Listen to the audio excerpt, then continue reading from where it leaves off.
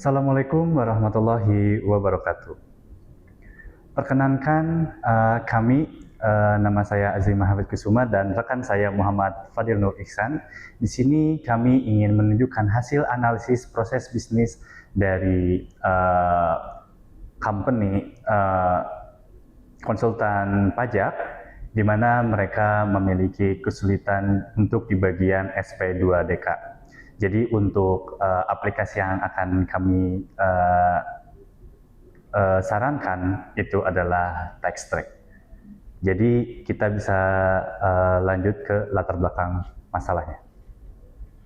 Oke, untuk di latar belakang masalahnya itu kami itu melihat untuk kondisi PIC ini membaca dokumen yang sangat banyak dan juga harus menyesuaikan dengan masalah yang dihadapi oleh para kliennya. Kemudian untuk SP2DK-nya, kami itu mengambil cara di mana melihat surat permintaan itu harus disesuaikan dengan keterangan-keterangan yang diberikan oleh Dirjen Pajak yang telah dilayangkan kepada klien dari PIC ini. Terus juga untuk masalahnya itu ada di bagian masih di standarisasi, di mana PIC itu harus secara manual mencari data kesana kemari untuk mendapatkan pasal-pasal yang sesuai dengan apa yang klien hadapi. Oke, bisa selanjutnya. Oke, untuk di bagian masalah bisnis ini kita akan memberikan waktu kepada Muhammad Fadil Nur Ihsan. Waktu dan tempatnya dipersilahkan. Baik, terima kasih atas waktunya. Di sini kami akan membahas tentang masalah bisnisnya. Jadi pain point utama dari masalah SP2DK yang dialami oleh konsultan pajak ini yaitu pencarian UU secara manual, PMK secara manual, dan juga SS secara manual. Estimasi dari yang telah kita coba untuk tanyakan juga sekitar waktunya itu 3-8 jam per kasus. Jadi PIC itu harus membaca secara manual ketika SP2DK itu datang, dibaca setiap poinnya itu seperti apa dan cara penanganannya itu seperti apa, dan diberikan simulasinya juga.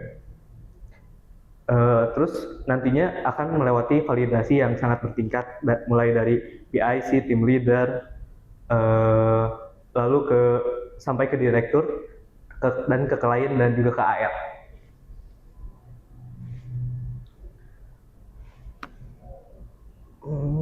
Dan kita lanjut untuk ke objek ruang lingkup dan metodenya.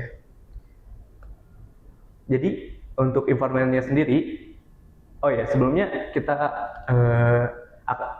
karena kita tidak boleh untuk menyebutkan secara langsung bahwa perusahaan yang kita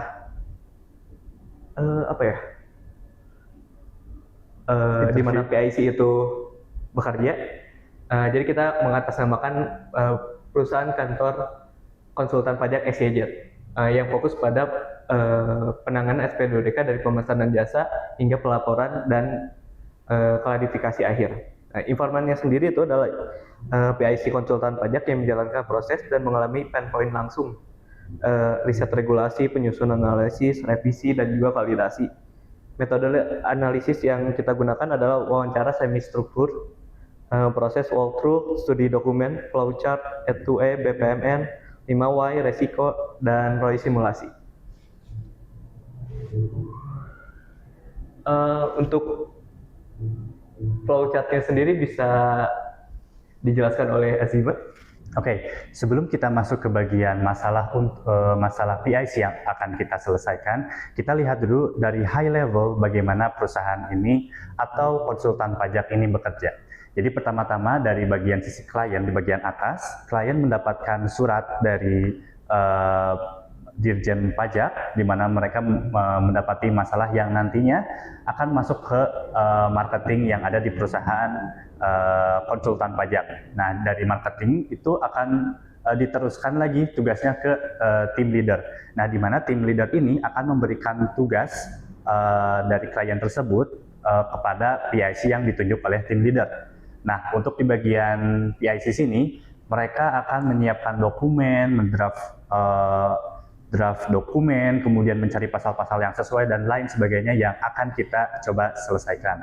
Nah, setelah itu dari PIC akan dikirimkan ke leader, dan apakah leader itu sudah setuju dengan draftnya atau tidak. Kalau setuju, akan dikirimkan ke direktur, dan direktur juga akan melihat apakah sudah sesuai dan tidak. Jika sudah sesuai, akan dikirimkan ke AR, dan setelah dikirimkan ke AR, dari mereka tuh akan melihat apakah dokumen yang disiapkan oleh konsultan pajak ini sudah sesuai apa belum. Jika belum sesuai, itu akan dikembalikan lagi untuk diproses ulang, dan jika sudah selesai, jika AR itu menyetujui, maka akan dikembalikan lagi ke konsultan pajak, yang dimana adalah tugas dari PIC, dan yang selanjutnya akan diteruskan kembali ke customer atau klien.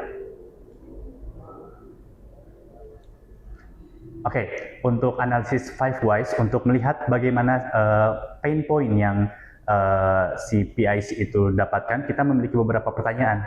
Untuk pertanyaan pertama, mengapa proses analisis SP2DK membutuhkan waktu sampai 8 jam? Nah, masalahnya itu karena PIC harus membaca dokumen, memahami isi apa permasalahan dari si klien yang itu membutuhkan waktu yang sangat lama. Dan kita masuk ke pertanyaan kedua adalah mengapa pencarian dan validasi regulasi masih dilakukan secara manual? Tentu saja karena software atau aplikasi itu masih belum tersedia di dalam company tersebut. Nah, kita masuk ke pertanyaan ketiga. Mengapa sistem belum dapat memberikan saran regulasi yang secara otomatis?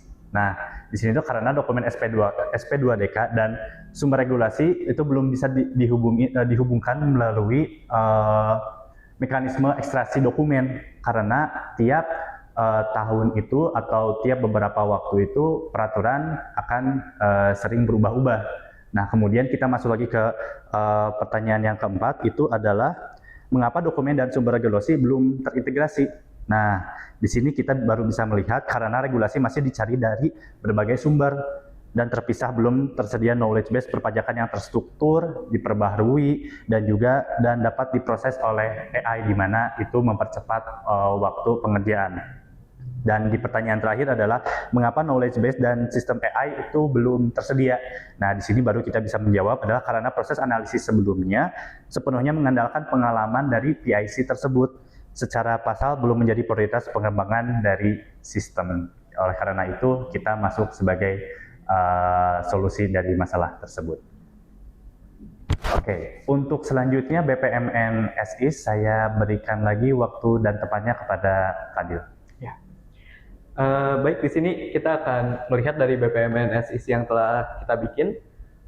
Di sini tuh terdapat 3 pool yang berbeda. Yang pertama itu AR, karena pihak eksternal yang bersangkutan dengan pajaknya langsung. Lalu kedua ada pool klien, dan yang ketiga ada pool dari kantornya itu sendiri, yang terdiri dari direktur, PIC, team leader, dan juga marketing. Nah, pertama-tama kita mulai proses itu dari klien dulu, melakukan pemesanan jasa, lalu pindah ke marketing, menerima permintaan klien dan menghitung harga. Lalu dibalikan lagi ke klien, melakukan pembayaran DP. Setelah pembayaran diterima oleh marketing, terbitlah JO. Lalu JO itu diberikan kepada tim leader. Lalu dibagikan tugasnya kepada PIC yang nantinya akan bertanggung jawab untuk masalah tersebut. Nah, PIC nanti menerima tugas dan menerima dokumen tersebut. Lalu klien memberikan semua data yang nantinya akan diminta oleh PIC, dan lanjut setelah itu PIC akan menerima dan melakukan pemeriksaan dokumen, dan pada saat itulah dokumen SP2DK akan dicari masalahnya tuh dari mana dan penyelesaiannya tuh akan seperti apa. Dan secara manual, jadi PIC itu akan membuka tiga dokumen gitu, mulai dari undang-undang, PMK, dan SE. Itu waktu risetnya bisa sampai 3 sampai 8 jam. Secara manual juga lagi. Lalu PIC memberikan simulasi penanganan pajak dan akan diserahkan kepada tim leader untuk dicek apabila kalau misalnya tidak diterima akan kembali dicek oleh PIC, dan jika disetujui akan lanjut ke proses di mana proses pengecekan itu dilakukan oleh direktur. Dan jika direktur sudah approve, itu akan ke klien terlebih dahulu sebelum nantinya dokumen tersebut akan diperiksa oleh AR kembali, dan jika diterima nanti akan lanjut ke proses pelaporan ulang. Gitu.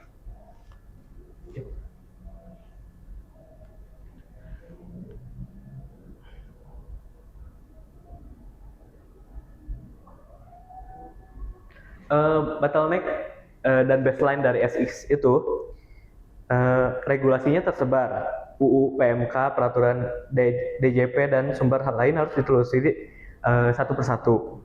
Identifikasi isu manual, PIC membaca seluruh SP2DK, menentukan jenis pajak, periode transaksi, dan poin klarifikasi. Bergantung dan yang jadi masalah itu PIC itu waktu pengerjaannya itu dinilai dari mungkin dari seberapa berpengalamannya dia. Jadi PIC senior cenderung lebih cepat, dan PIC yang baru membutuhkan waktu yang lebih lama. Rancangan dan solusi berlapis AI suggestion. Mungkin akan dilanjutkan oleh Azima sekarang. Oke, baik, terima kasih. Nah, seperti yang tadi sudah dijelaskan oleh Fadil, kita bisa melihat ada bottleneck di mana si PIC itu membutuhkan banyak waktu untuk mencari pasal-pasal yang relevan dan sesuai. Nah, kita bisa lihat langsung ke poin 4, di mana AI suggestion itu memberikan saran kepada PIC untuk masalah ini dan kasus ini adalah pasalnya seperti ini, dan jika AI tersebut tidak confident, maka kita pun akan memunculkan bahwa seberapa persen AI ini yakin bahwa pasal tersebut sesuai dengan masalah yang dihadapi oleh klien. Nah, setelah itu pun kita tidak sepenuhnya mengatakan bahwa itu sudah final, tapi kita juga bisa melihat di proses bagian 5, yaitu adalah human review. Jadi PIC yang sebenarnya itu akan mendouble check kepada sumber-sumber yang relevan dan terpercaya apakah pasal-pasal ini sudah sesuai atau belum. Jadi kita bisa langsung lanjut ke slide selanjutnya. Nah, untuk di 2B ini seperti yang sudah dijelaskan oleh rekan saya Fadil, ini tuh semuanya sudah masih sama untuk tahapan-tahapannya, tapi kita bisa lihat untuk di bagian bawah sini, di mana untuk menemukan pasal-pasal yang sesuai itu hanya membutuhkan waktu sekitar 2 menit, dan untuk review oleh PIC itu sekitar 30 menit, yang dimana itu adalah pemangkasan waktu yang sangat efisien dari 3 sampai 8 jam hanya menjadi sekitar 32 menit, dan itu adalah yang akan sangat membantu PIC untuk menyelesaikan masalah-masalah klien yang mereka sedang urus. Selanjutnya. Oke, kita dari yang sudah dijelaskan sebelumnya, kita sudah bisa melihat gap analysis dari SIS dan 2B. Seperti yang kita bisa lihat untuk di bagian tabel ini, untuk di masalah bagian pertama, itu untuk masalah di regulasi, masih banyak pada banyak sumber, dan kita jika lihat di 2B itu knowledge base dan AI suggestion, di mana itu mempercepat proses menemukan pasal yang relevan. Kemudian untuk sumber hasil itu tuh biasanya PIC itu menggunakan catatan pribadi atau ingatan pribadi, sedangkan untuk di bagian 2B itu dengan solusi yang kami berikan itu ada kutipan, versi, dan status berlaku yang akan diproses secara berkala.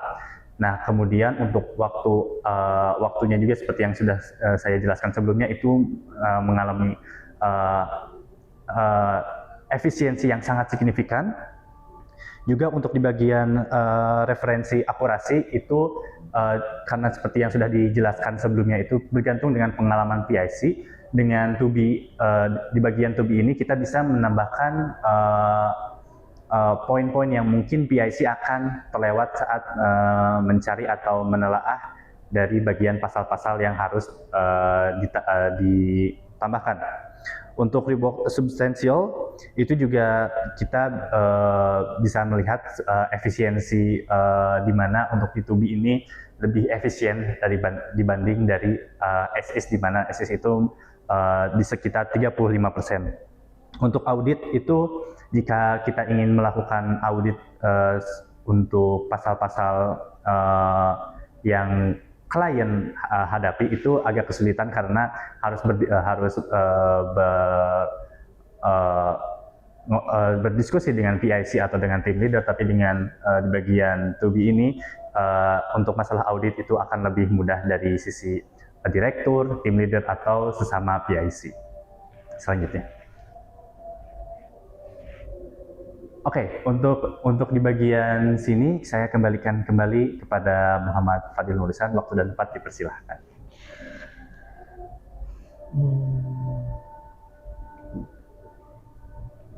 Baik, di sini kita akan menjelaskan tentang resiko utama dan pengendaliannya dari yang kita akan lakukan gitu.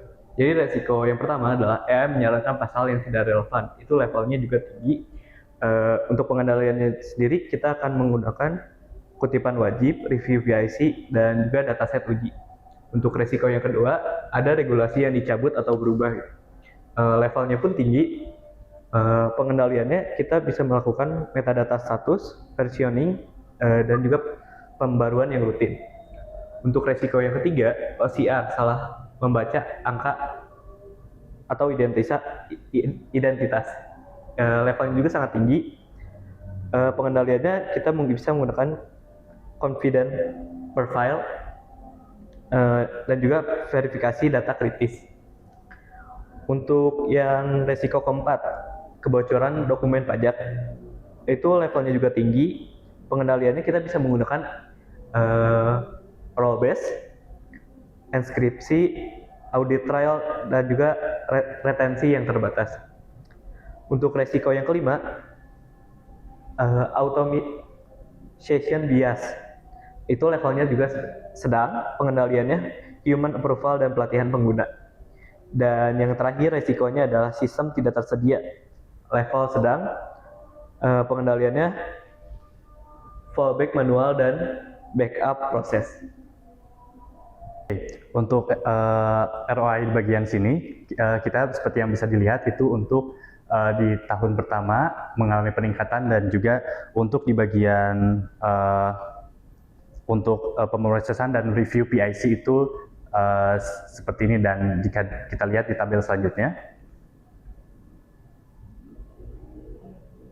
ini mengalami banyak peningkatan dari bagian per jam kasus, hingga juga pengefisiensi waktu dari PIC. Jadi PIC bisa mendapatkan atau menghandle kasus lebih banyak.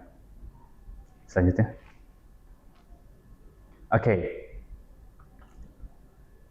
Oke, untuk bagian kesimpulan dari solusi yang kita berikan, yaitu yang pertama adalah bottleneck utama berada pada pencarian manual, dan kedua, AI digunakan untuk memberikan suggestion pasal-pasal yang relevan dan bersumber dalam waktu kurang lebih 2 menit. Dan yang ketiga, PIC tetap melakukan review secara manual. Dan yang terakhir adalah implementasi perlu dimulai dari internal testing, tidak langsung secara roll out, untuk memastikan apakah yang kita berikan ini sudah sesuai dengan apa yang kita sajikan atau belum.